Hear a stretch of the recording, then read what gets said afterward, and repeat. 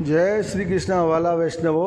आज हम आपको इस सत्संग में बताएंगे जो 20 तारीख को ऋषि पंचमी को चंद्रावली जी का उत्सव आ रहा है, तो इसके बारे में हम आपको बताएंगे। आओ हम कुछ जाने चंद्रावली जी के बारे में कि चंद्रावली जी स्वरूप क्या है। देखो, चंद्रावली जी जो हैं वो रिठौरा में उनका जन्म हुआ है। रिठौरा का पुराना नाम था रिंठपुर। ये दो गोप आके बसे, एक वृषवान गोप, एक चंद्रवान गोप।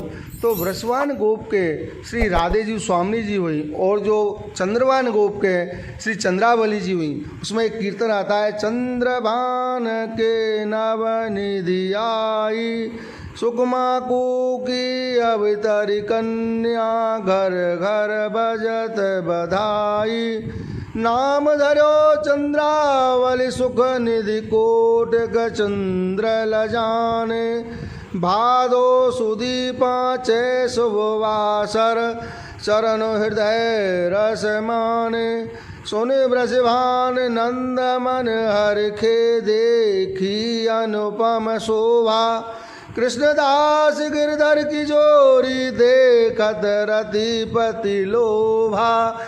कितना सुंदर कीर्तन है कि चंद्रभान के नवनिधि आई।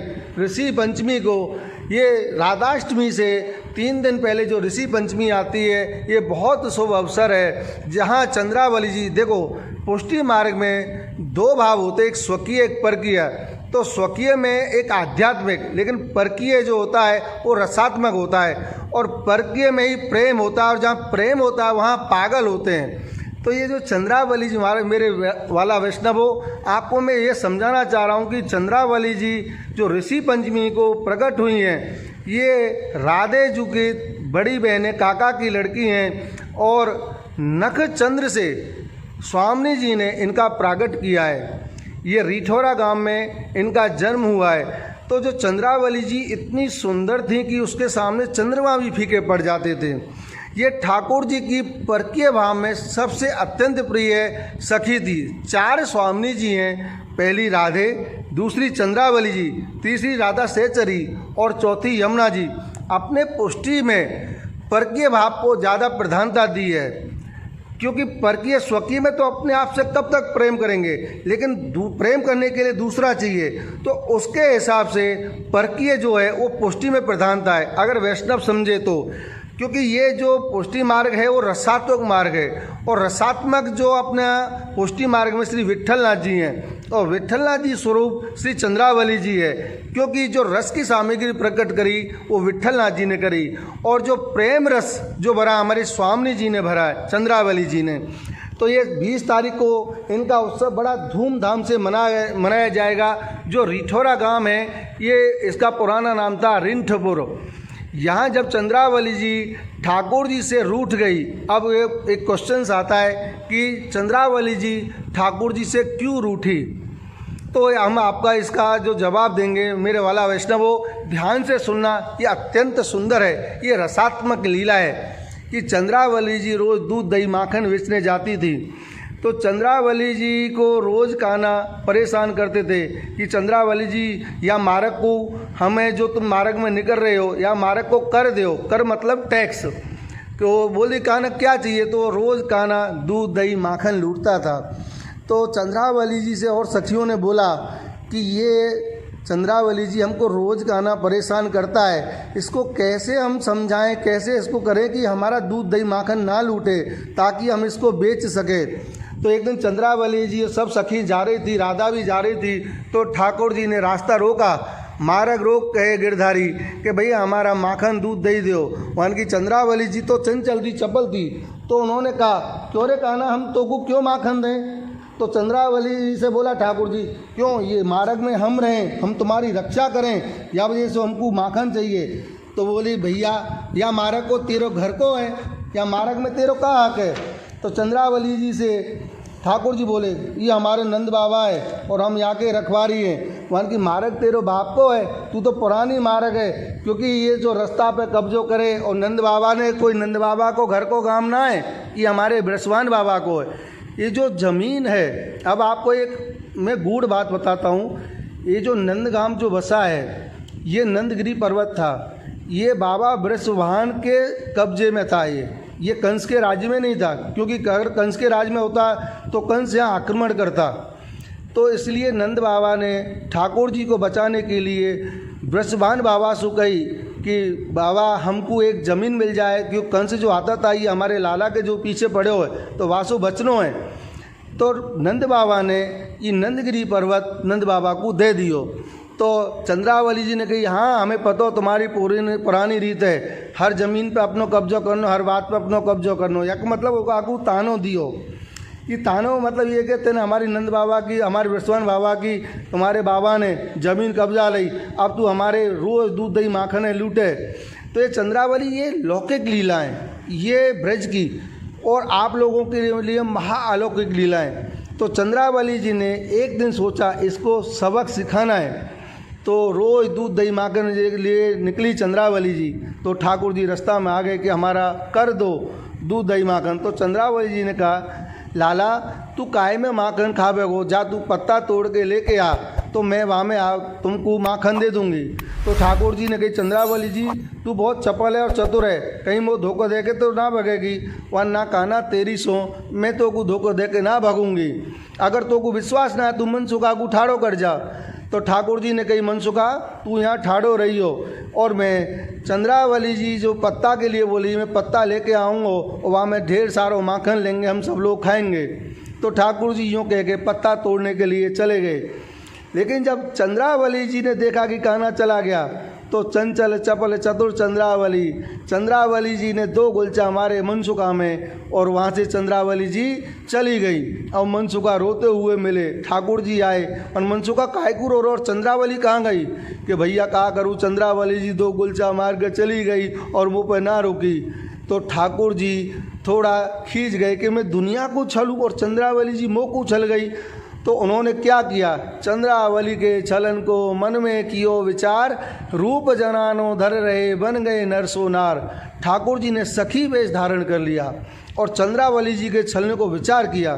तो सखी वेश जब धारण कर लिया तो ठाकुर जी ने सोचा, ध्यान से सुनना मेरे वैष्णवों, प्रिय वैष्णवों हमारे, ये कितनी सुंदर लीला है कि वहाँ की मैंने जब सखी वेश धारण कर लिया है तो मैं क्या करूं। अगर चंद्रावली जी ने वो पहचान लिया तो उन्होंने सोचा कि पहले मैं मैया के पास जाऊं और मैया के पास जाके कान्हा की शिकायत करूंगा तो समझेंगे, अगर वहाँ ने पहचान लियो तो समझूंगा कि मेरे सखी वेश धारण करना बेकार, अगर ना पहचाने तो चंद्रावली नहीं पहचानेगी। तो ठाकुर जी सखी वेश धारण करके मैया के पास गए और मैया के पास जाके बोले मैया अपने लाला को समझा लीजो, देख हमारे रोज़ दूध दही माखन लूटे, अगर वो ना माने तो मैं वहाँ कंस राजा की जेल में सड़ा दूंगी। तो मैया तो बड़ी भोरी भारी मेरी और गोपी से बोली, अरे गोपी तू काय को घबरा रही है, मैं कान्हा को समझा दूंगी, कंस राजा से शिकायत मत करियो, क्योंकि कंस राजा से तेने शिकायत करी तो मेरे लालन को जेल है जाएगी। मेरे घर में 9 लाख गैया हैं, वहाँ में से तू कोई को दूध ले ले माखन ले ले, पर मेरे लाला को मत जेल करियो। तो ठाकुर जी हंस गए, वन की अरे मैया जब तू ही ना पहचान पाई तो चंद्रावली जी क्या पहचानेगी। और मैया हंस के बोले लगे मैं तेरे कान्हा ही हूँ। तो मैया बोली डर जा तू मोको छल रो है, मान की मैया मो चंद्रावली छल गई, अब मो वाकू छलनो है, तो मैया मो को आशीर्वाद दे। तो मैया ने आशीर्वाद दियो। तो ठाकुर जी चंद्रावली को छलने के लिए रिठौरा में आए, रिंठपुर में। तो चंद्रावली जी को एक गोपी, जब वो रिठौरा में आ गए ठाकुर जी, तो चंद्रावली जी को पतो पूछो कोई गोपी सू कि भाई चंद्रावली जी कहाँ हैं। तो चंद्रावली जी को पतो बतायो, ऊंची अटरिया जाकी लाल केवरिया दही बिलो व चंद्रावली।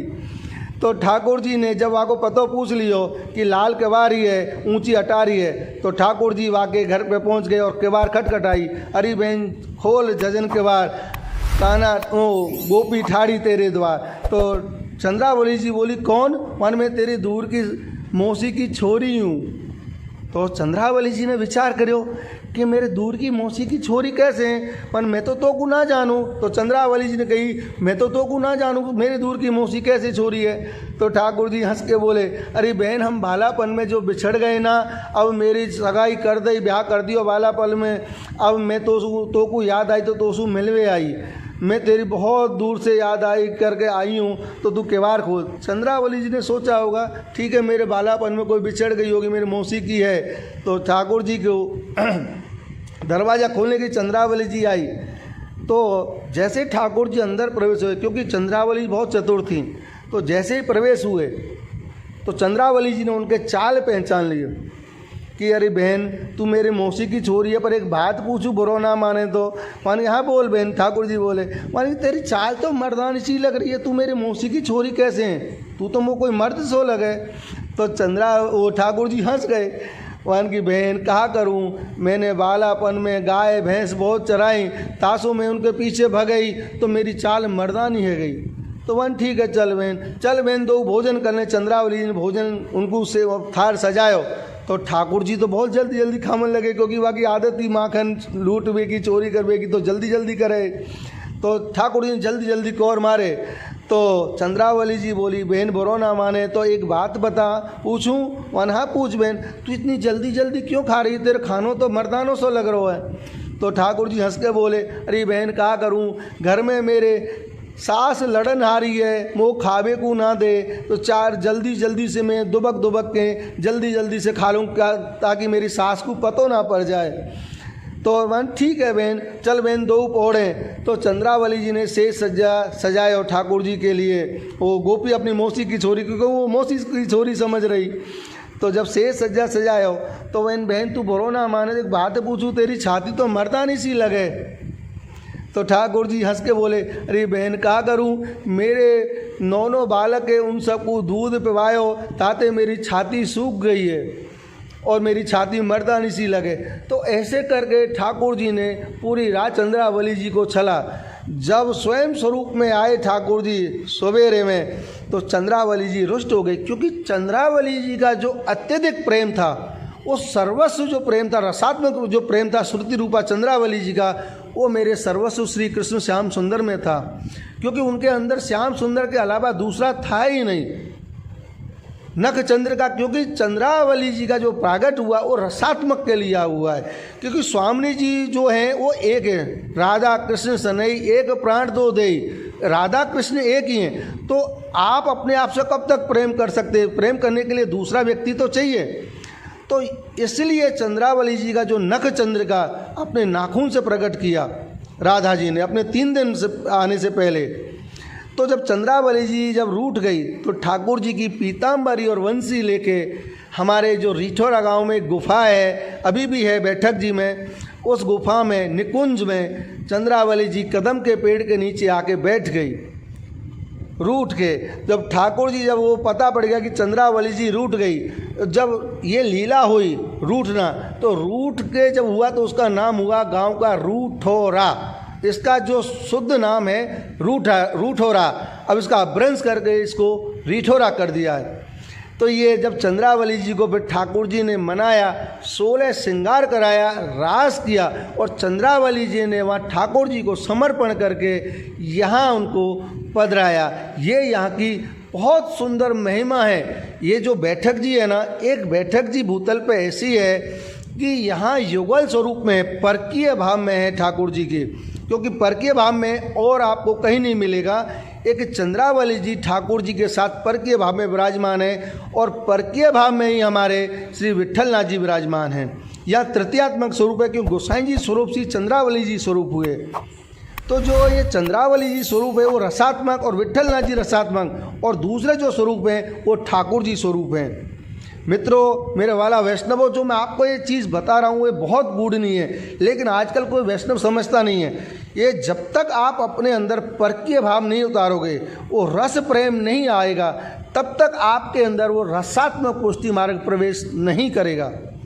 लेकिन आज जो वैष्णव हैं, आज मुझे बड़ी विडम्बना होती है, बड़ा दुख होता है, इसको बुरा मत लगाना, क्योंकि आज चंद्रावली जी का जो 20 तारीख को उत्सव है। अब मैं वैष्णवों को बोला कि हम चंद्रावली द्वितीय स्वामी जी का बहुत अच्छे से उत्सव मनाना चाहते हैं, तो आज वैष्णवों का माइंड सिटी ऐसा हो गया है कि हम जो हमारे गुरु बोलेंगे, वल्लभ बोलेंगे, वहीं करेंगे, हम बैठक जी पर नहीं करेंगे। ऐसा क्यों सोचते हैं आप लोग? क्योंकि जब तक आप ये नहीं सोचोगे कि उनके जो आज के जो वल्लभ, उनके जो पूर्वज विराजमान हैं, आप उनको डेवलपमेंट नहीं करोगे, उनके यहाँ उत्सव नहीं मनाओगे, बाप को छोड़ के आप बेटे के साथ रहोगे, तो बेटे को कैसे लगेगा? तो आज जो हमारे गोसाई जी और महाप्रभु जी विराजमान हैं, वहाँ बैठक जी पर कोई भी नहीं चाहेगा कि ये डेवलपमेंट करें, वहाँ उत्सव मनाएं, क्योंकि उनकी एक क्यूरियोसिटी हो चुकी है, क्योंकि हम हवेली में करेंगे। ये गलत बात है। जहाँ महाप्रभु जी श्री विट्ठलनाथ जी विराजमान हुए हैं, जहाँ बैठक जी का मतलब क्या है, जहाँ बैठ के उन्होंने लीला प्रकट करी है, और जो लीला प्रकट करी है वो वैष्णवों के लिए करी है, क्योंकि वैष्णव जो जीव है वो लीला का जीव है। आप ये नहीं समझते कि वैष्णव, हम वैष्णव कंठी माला धारण कर ली या धोती बंडी पहली, ऐसा नहीं है। जो आप बैठक जी क्यों आते हो, ब्रज क्यों आते हो, आज ब्रज जन को ऐसा समझते कि ये तो ब्रज जन है, हम इसका नहीं मानेंगे, उसका अनादर कर देते हैं। हम तो जो आज हमारे गुरु हम उनका मानेंगे। मैं ऐसा नहीं कहता कि आप गुरु का सम्मान मत करो, लेकिन जो हमारे आज जो गुरु जिस गद्दी पे बैठे हैं, उस गद्दी पे हमारे आचार्य चरण श्री महाप्रभु जी वल्लभाचार्य जी श्री विट्ठलनाथ जी भी विराजमान हुए थे, और उन्होंने सबको सीख दी है कि ब्रज में ठाकुर जी विद्यमान है, ब्रज जन है, सेवा रीत प्रीत ब्रज जन की जन जन प्रगटाई। वो नहीं समझते इस चीज़ को। और जहाँ आज चंद्रावली जो 20 तारीख को उत्सव में कितने लोगों को बोला, लेकिन कोई उत्सव करने को तैयार नहीं कि हमारे पास तो ये नहीं है, वो नहीं है, हम ये नहीं कर सकते, ये काम नहीं हुआ। ये कौन सी सेवा है? मैं मेरे लिए नहीं बोल रहा हूँ, मत करो, कोई बात नहीं है, लेकिन हर एक बैठक जी पर आप जाओ, और जहाँ उस बैठक जी में जो ज़रूरत है उस ज़रूरत को अपने सामने पूरा करवाओ। तब आपके जो हमारे वल्लभ हैं, हमारे जो विट्ठलनाथ जी हैं, महाप्रभु जी वल्लभाचार्य जी हैं, वो आपके भक्ति को देख के प्रसन्न होंगे। आपका पैसा कहाँ लग रहा है आपको ये सोचना चाहिए। जिसको ज़रूरत है उसको देना चाहिए, जिसको ज़रूरत नहीं है उसको नहीं देते। ये कौन सी आपकी भक्ति हुई? वाला वैष्णवों, बुरा मत मानना, मैं हाथ जोड़ के आपसे क्षमा मांगता हूँ, लेकिन मेरे अंदर की एक आवाज़ थी वो आप तक मुझे पहुँचानी है।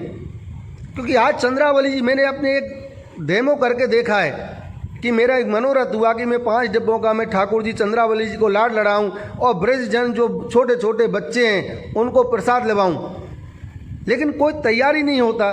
क्यों नहीं होता? क्योंकि हमारे गुरु की आज्ञा नहीं है। हम ब्रज में खर्च नहीं करेंगे, हम हवेलियों में कर देंगे।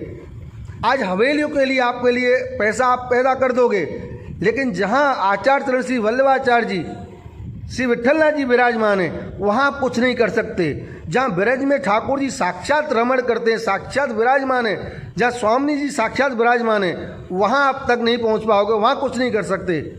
ये कौन सी भक्ति होती है? क्योंकि अपने जो पुष्टि प्रधानता वो परकीय भाव का है, और वो परकीय भाव आप समझते नहीं हैं, तो क्या फ़ायदा रहा? धंधों का मतलब क्या होता है? धन को धो। और हमारा शुद्ध धन कब बनेगा? जहाँ हमारा शुद्ध धन जो ले रहा है वो आत्मा से, हमारा धन जहाँ लग रहा है और आत्मा से वो आशीर्वाद दे रहा है। वल्लभाचार्य जी आशीर्वाद दे रहे हैं, विट्ठलनाथ जी आशीर्वाद दे रहे हैं, उन बैठक पे जाके आप करते नहीं हो। ये ऐसे भक्ति नहीं होती। आज मुझे बड़ा दुख हुआ कि मैं ऋषि पंचमी मेरी 20 तारीख को आ रही और उत्सव करने को मन हुआ, और मैंने 10-20 वैष्णवों को बोला, सब ने मना कर दिया। ये कौन सा होता है भाई? मैं ये नहीं बोलता हूँ कि मुखिया जी को तो मत दो, आप अपने आओ और करो और देखो ये सब सारी चीज़ें, तो आपको अलग आनंद की अनुभूति होगी, तो आपको पता पड़ेगा। और आप जब तक ब्रज जन का और जहाँ बैठक जी उनका भाव नहीं समझोगे और अपने अंदर नहीं उतारोगे, तब तक आपकी वल्लभ को आपको अच्छा नहीं लगेगा और वल्लभ की आपको कृपा नहीं होगी। अगर कृपा लेनी है तो आप अपने अंदर दासत्व, दीनता और दृढ़ता ये उतारो। मेरे जो वल्लभ ने आपको ब्रह्म संबंध दिया, वो दासत्व, दीनता, दृढ़ता के ऊपर दिया है कि आप अपने अंदर ये भाव उतारो और रसात्मक भाव उतारो, रस भाव उतारो, तब पुष्टि मार्ग का प्रधानता होती है। ये आपको समझना चाहिए कि आज जो बैठक जी हैं